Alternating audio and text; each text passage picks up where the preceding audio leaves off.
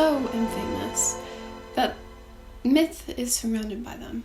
From the good to the bad to the epic, these historical figures are forever included in the public conscious, many times with exaggerated or false narratives. Two movies from the past 20 years that have tried to represent two princesses fraught with negative attention by representing more realistic, authentic women who were complete outsiders to their harsh and strict worlds.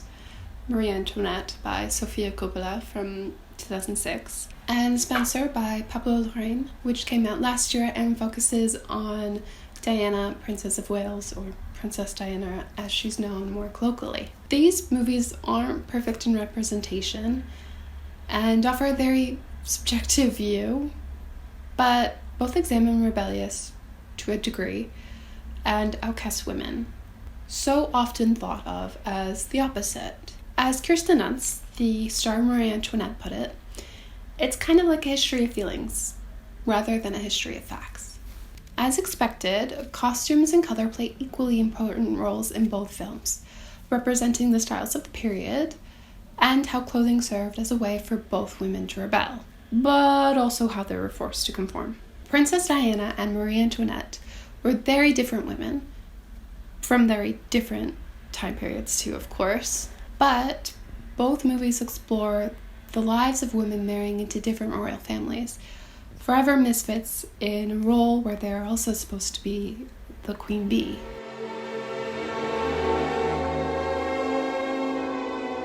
I'm gonna put these down so I can talk with my fan. Marie Antoinette is a film based on the book Marie Antoinette, A Journey by Antonia Fraser. It's directed by Sofia Coppola and follows the title character Marie Antoinette, who was born as Maria Antonia, as she enters France and becomes its new princess and later queen. The film ends just before the fall of aristocracy and the nobility of France during the Revolution. While the movie was met with mixed reviews when it was released, the film brilliantly portrays an iconic historical character in a more humane way. At the end, we find out that we can have a lot more in common with this lost young woman, who's a teenager for the majority of the film, than meets the eye. The costumes are especially remarkable in this movie. They were the work of Melina Caranona, the famed Italian costume designer who's worked with greats like Stanley Kubrick and Sofia's father, Francis Ford Coppola, as well as most recent auteurs like Wes Anderson. She won her third Oscar for her work on Marie Antoinette. The movie Marie Antoinette is primarily a character study of a woman who history has already decided what she was like, when we don't even know if those presumptions are fair or accurate. Coppola stated that she was drawn to the character because of this exact situation. I thought, she was just a 14-year-old girl, and they don't like the Austrians. And she was in a position when you just couldn't win. So I was really drawn to it first by the setting and the visuals, and then by telling a girl's story of growing up in that extreme situation. An extreme situation that can put a lot of pressure on a young woman. After all, she was 14 when she came to France, and 19 when she became Queen of France. That's a lot of responsibility and pressure for somebody who hasn't even grown up yet. Marie Antoinette is an especially interesting movie to examine because of its more sympathetic views towards its main character. The costumes are there to enforce the feelings of Marie Antoinette, the character. This is executed so effortlessly and perfectly, a feat that isn't easy, especially when we already know who this character is supposed to be from our history books. While I talk about the costumes, it's important to remember that the intention was to not be historically accurate. The costume designer wanted the clothing to be simpler and more stylized. In fact, in an interview with London Times Magazine, which I cannot find the original source for, so please take this with a grain of salt, Coppola had met with Caranero in order to talk about her costume ideas. At the start of pre-production, Coppola handed Caranero a box of pastel-colored macaroons from Larrain Pastry House. She told me, "These are the colors I love. I used them as a palette. Sofia was clear about the coloration, but left the rest to me. We squeezed the essence of the period without reproducing it. Even if you think you know a lot about it," she argues, you always have to look for a new angle. I simplified this very heavy look of the 18th century. I wanted it to be believable and more stylized. Besides these more modern takes in regards to dresses, a very modern shoe designer by the name of Manolo Blahnik designed all the shoes, and little jewelry was used for Kirsten Dunst's character, even though that was very popular at the time, to retain her youthfulness within the movie, but they still did have about $4 million worth of jewelry on set for the film. There are 4 distinct time periods within the film: her arrival, her parting days, her motherhood, and her mourning period. These periods correlate with major changes in her clothing that are distinctly different from each period. Her arrival. Marie Antoinette arrives as barely a teenager. She's young, naive, and eager to find a place in her new home. But she sticks out as she isn't French or familiar with court life in France. She's also unable to serve as her purpose for the royal court, which is to produce a male heir. Without doing this, her place in Versailles is not solidified, and she must deal with the constant judgment from the court, her father-in-law, and even her mother back in Austria. At this point, Marie Antoinette is dressed to impress, to appear almost as an accessory to better integrate into the French royal society. At a dinner party, we hear a group of courtiers explain that the young princess is just like a cake. And while the pastels, ruffles, and very decorative dresses definitely make her look like a cake, she still looks very youthful and girly, potentially a sign that she has not yet lost her innocence, as she has still not lost her virginity to her husband, the Prince of France. But in order, of course, to fit in, she must become French, or at least look like it, a pressure far greater than it appears. This is best seen when she is first introduced to the French court, as no longer a princess of Austria, but now as a princess, the Princess of France. When Marie Antoinette arrives at the French border, she is completely stripped and dressed into a new outfit, representing a new wardrobe for her, and of course, so much more. She now must wear stays, or a fully boned corset worn to support and mold the body, and paniers, a hooped petticoat worn under dresses to expand the width of the skirt, so the dress would just jut out farther left and right as opposed to front or back. For this specific outfit, she wears a blue silk caraco, which is a fitted in the back, long length jacket that fits like a robe à l'anglaise or close-bodied gown, petticoat, and matching tricorn hat. It's important to note that blue is a color that represented France and was worn regularly by royalty. In fact, it was a specific shade called Bleu de France. While her dress is too light and pastel to be considered Bleu de France, it's still a nice ode to her new home. It's a look she has to impress her future family with. The new clothing she wears represents the new constraints and pressures she's put under as the newest member of the royal family. Her priority is to give birth to an heir, a son. And as this hasn't happened yet, she's still an outsider, a pressure Marie Antoinette greatly feels. Her partying days. Okay, that is very good cake. But now to also talk about something a little bit more scandalous and luxurious. Just like these cakes. What a tie-in. But since we're already talking about so much luxury, I'm gonna put these back down so we don't get tempted. And back to the fan. When her sister-in-law is able to have a child, it is a breaking point for Marie Antoinette, as she realizes she just can't meet expectations. So she decides to just have fun, buying even more extravagant pieces and drinking and eating luxurious things. This is best shown in the I want candy scene.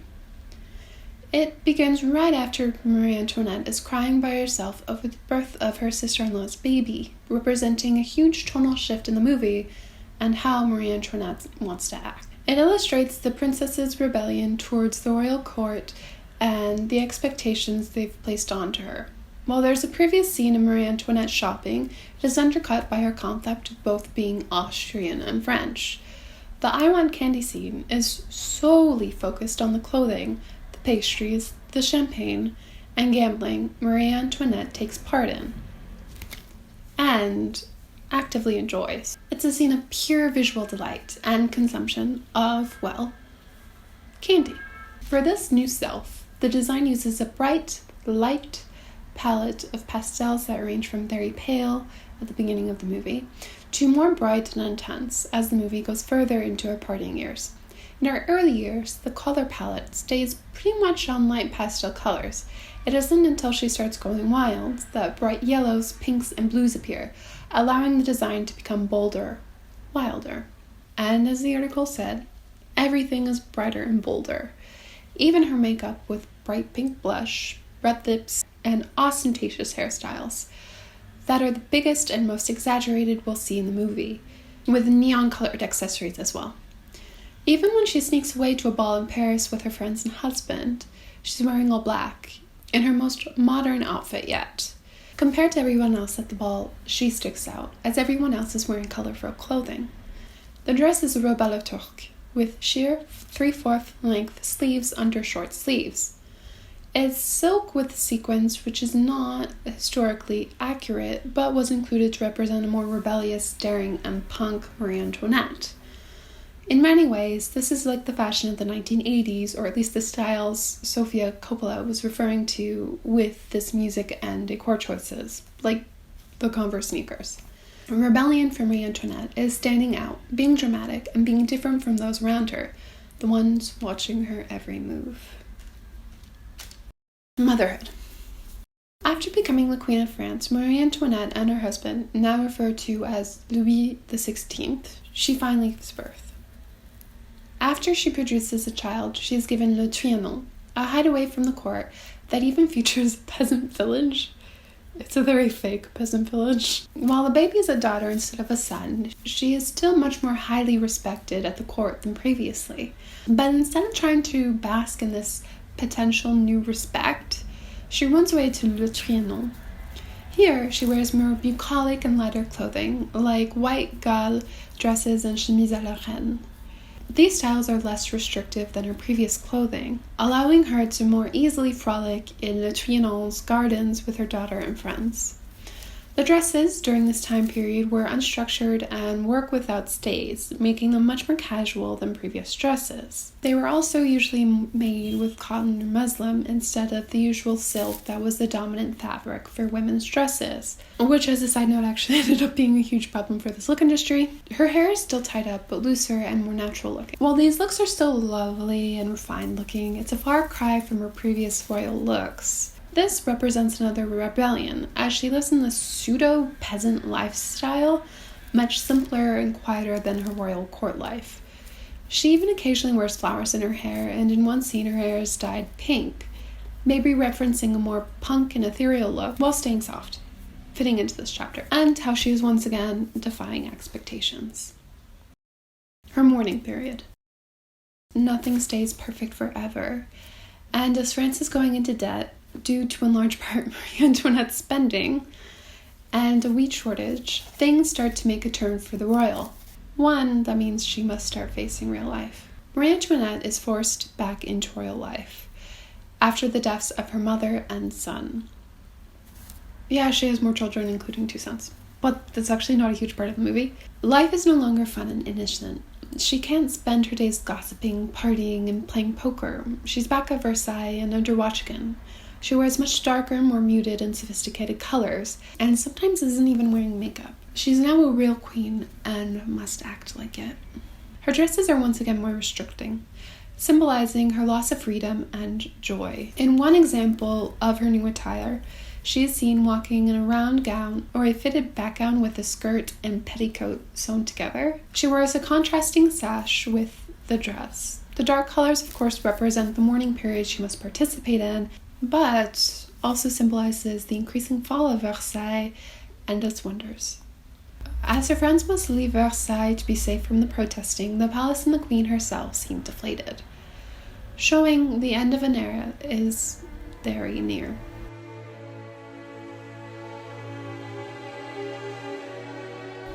Spencer also explores the life of a princess in turmoil, but this time during a different century and in a different country. Princess Di's life wasn't ridiculed because of what she represented, but because of the family she married into, and that didn't represent her or her as her own person. The movie Spencer centers on the Christmas 1991 weekend at Sandringham Estate, as her life is in the midst of unraveling, fueled by her husband's cheating and the disintegration of their marriage, more so in the public eye. She was unable to escape the grasp the royal family had on her and the way she must behave, so she revolted in more violent ways than Marie Antoinette, like her bulimia and psychotic breaks, even having visions of Anne Boleyn, another poorly treated royal. While the latter is most certainly fonder for this film, and not necessarily fact, the clothing Princess Di wears in the film represent the real-life Princess Diana and the film version. Costume designer Jacqueline Durin has had huge success in designing costumes for other period pieces. She won Oscars for Anna Karenina and Little Women, but was not up for the Oscar for Spencer this year. While her costume designs are not always historically accurate, they help to paint a more robust portrait of the characters, which to me is more important from a storytelling point of view. Durin's work on Spencer is just as powerful, in my opinion, as they help to both capture the sentiment of the weekend and a larger representation of Princess Diana. While the clothing isn't factually accurate for this particular Christmas, many of the outfits were directly inspired by outfits and pieces Princess Diana actually wore in the 1980s and 90s.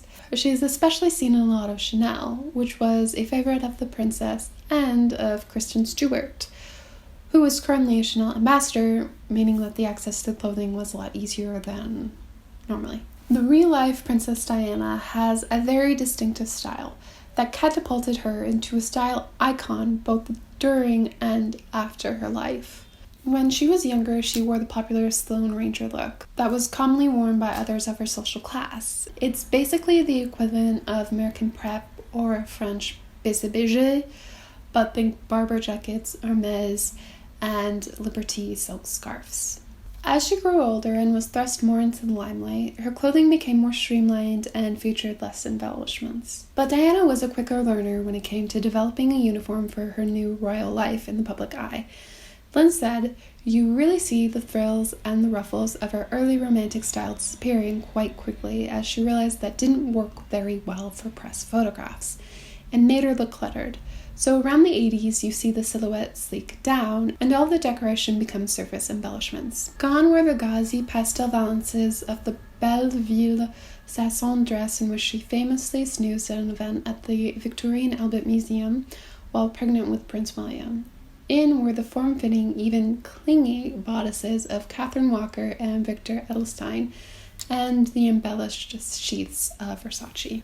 She mostly wore British designers as a princess. For example, her wedding dress was famously by Elizabeth Manuel, who was a British designer. But once she gave up that role, she was free to wear a larger multitude of designers like Chanel, Dior, Versace, and Jimmy Choo. As Pablo Larrain didn't want to focus the costumes on a specific date or create exact replicas of her previous outfits, most of the wardrobe are interpretations of outfits Princess Diana wore.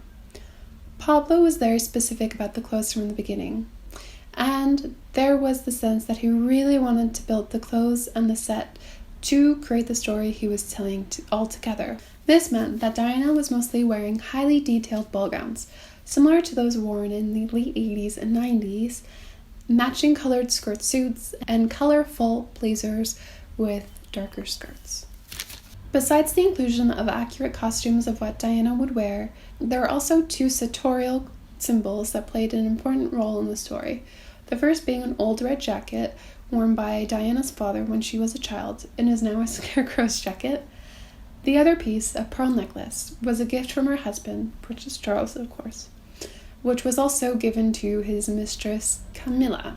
These pieces reflect and influence her mental state during the weekend. The jacket reminds her of her youth, how she was prior to being under the watchful eye of the royal family.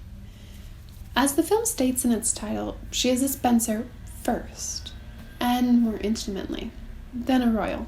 Throughout the film, Diana has a fixation on mending the jacket and of returning to her old family home, which is conveniently just across the way from where she's staying for the weekend. On the other hand, the pearl necklace represents a lonelier and darker part of Diana's life. It is a reminder of the cold family she married into and the hurt that specifically her husband has caused her. She wears the necklace and a green dress for dinner the first evening.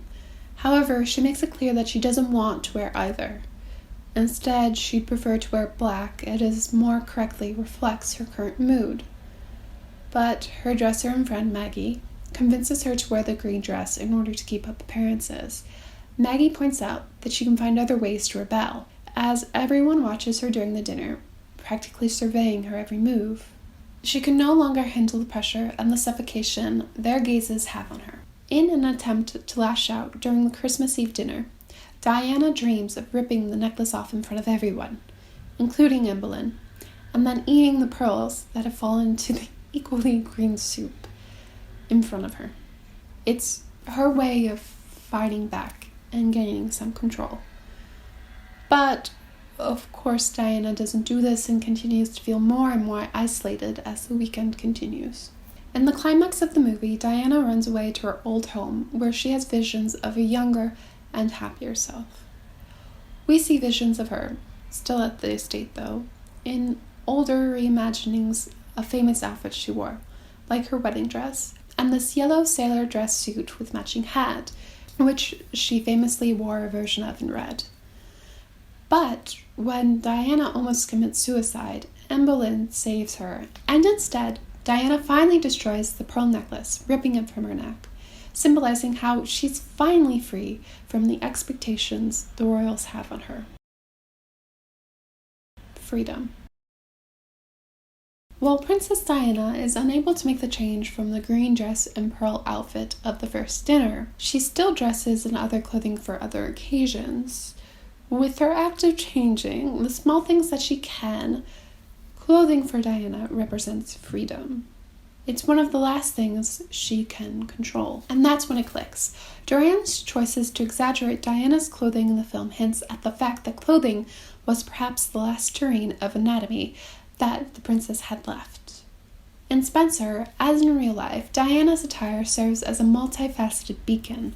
Her glamorous garments were about pageantry, yes, but they were also about control, fantasy, and most moving of all, freedom. However, her actions of changing the order of clothing goes against the demands put onto her and thus causes her to have even less freedom, as she's given a different dresser whom she has less of a connection with, and even more restrictions, like she can no longer open the curtains of her room. Princess Diana struggles to find anatomy in a world where she is given less and less freedoms, and it is only at the end, when she can leave Sandringham Estate with her 2 children, that she's able to let loose, both in terms of style and mentality. It's here that Diana is able to take her boys with her back to London, even though they were supposed to be on a hunting trip with her father, where they eat KFC next to the Thames, a decidedly very unroyal thing. Especially in the eyes of Marie Antoinette. Diana is wearing a much more casual outfit, in jeans and Chanel ballet flats. In another scene away from the estate, Princess Diana also wears a similarly casual outfit at the beach with Maggie. Denim, white sweater, and a green and red varsity-esque jacket. This scene represents a moment away for Diana, and so this is how she usually dresses. Not the skirt suits and ball gowns she's shown in for much of the rest of the film. In these outfits, she is truly her private self, and not the public self the royal family needs her to be in order to keep up their appearances. She is able to be a more authentic self, away from the prying eyes of her family-in-laws. Marie Antoinette and Princess Diana were very privileged in some aspects. One of those definitely being their access to expensive and beautiful clothing that most will never be able to have in their own lives. And yet, in these 2 movies, their clothing was used as a tool against and for them. Both women are expected to act and be a certain way for the royal courts they married into, which includes wearing restrictive dresses and always appearing perfectly polished. And yet, these women are most happy when they get to choose what to wear. In order to be free and happy, they must also be free of their clothing, which oftentimes means simple and less constraining outfits to wear, or at least a choice in what they wear.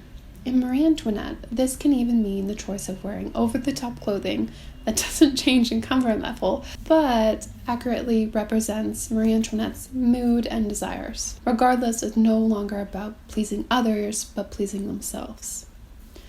This is how they both rebel and are able to eventually set themselves free, even if only for a moment.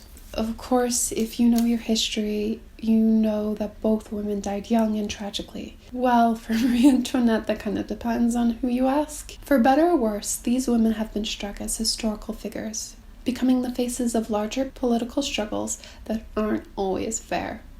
Marie Antoinette has especially been plagued as the she-devil of France prior to the French Revolution. And while I don't want to say that there isn't any warranty in examining her direct relationship and role to help cause the revolution, it's also important to remember that she was a child when she joined one of the wealthiest royal families and countries in the world, and at 19, barely an adult, she became queen. Room should be made to humanize her, which the movie Marie Antoinette tries to do in a just way. Spencer also tries to humanize Princess Diana, but in a more salacious way, adding dramatic fondeur to a woman whose life has been already very public. In trying to examine Diana, I feel like the movie just kind of adds more to the myth already created of her. An adored heroine destined for a tragedy. Emphasizing her eating disorder and adding a mental lapse with an attempted suicide just feels wrong. Well, yes, these things were very much a part of her life. Okay, maybe not the mental lapse featuring Anne Boleyn, but you get what I mean. The way that they were included just felt like it was further there to gossipify her life. In a 1995 BBC Panorama interview, Diana confirmed all of the previous media gossip used against her, like her bouts of depression, self-harm, bulimia, and even attempted suicides, due in large part to her strained marriage with Prince Charles. In the interview, she mentions that no one ever took her problem seriously. Instead, the effects, like her bulimia, was used as a, quote, coat on a hanger. They decided that was the problem. Diana was unstable. She even goes on to mention that she was told several times that she was wasting food, but of course they didn't care as to why. The use of these same symptoms in the film Spencer further emphasized Diana as a basket case, with little room to examine a more real, grounded character, just as the one always spoken about in the gossip magazines. Furthermore, while the clothing shows her rebellious ways, it also further solidifies the princess as a public figure, as we see iterations of famous outfits she wore out of context and more like a touching point to her life without a sense of who she really is. For instance, the remake of the wedding dress Kristen Stewart wears in the movie is a reminder of her previous happiness, before her life is completely controlled by the imposing royals. But it is also demonstrating one of the most public points in her life. To add a different context to it is just odd, especially in this film and moment. I don't think this is the fault of Jacqueline Duran, as it seems more likely that she was trying to fit Pablo Larrain's choices. But because of this certain facet of failed representation, I don't think the costumes work as well as those in Marie Antoinette, even if they're trying to represent a woman the general public knows nothing intimate about in a different, more rebellious way. It feels a bit exploitative, while still examining the simultaneous nature of Diana. And I mean, of course, I don't think there's anything inherently wrong about examining more taboo subjects like Spencer tries to capture, especially about a woman who was always seen as a saintly princess, but never in a more in-depth way. But I just feel like the approach and the fact that there's people still alive today who are definitely and directly hurt by the portrayal of Princess Diana and the family's hands in it, namely her two sons, William and Harry, are just too exploitative of a matter. While not similar at all, both films represent women in isolation, a feeling potentially many can relate to regardless of their economic or social status. These women, seemingly perfect, have everything given to them, but are faced with consequences for such privileges so many of us would beg to have. Clothing in these films represent constriction and freedom, further emphasizing the state of these two royals, sometimes at toxic levels. In conclusion, the two films try to, with varying degrees of success, humanize their lead characters, making them almost seem like me or you, everyday folks. In an interview, Sofia Coppola noted that she added so many 1980s references to represent a kind of punk high schooler, something that Marie Antoinette was definitely not. I was a teenager in the 80s, so I was thinking of them as teenagers and relating to my teenage time. Modernizing aspects of the movie not only brought a clear autobiographical sense to the film, but also a more relatable feel to the audience, allowing them to further connect to a woman previously shrouded in gossip. I think Coppola's feelings towards Marie Antoinette and her motivation to eventually create a movie about her relate back to both Marie Antoinette and Princess Diana. They tend to be someone who's lost in the world, the girl who has to find her way. Well, that's my conclusion, and that's the end of this video. I hope you enjoyed it, and if you did, then please like, comment, and subscribe below, and I'll see you next time. I'm gonna go finish this. Bye.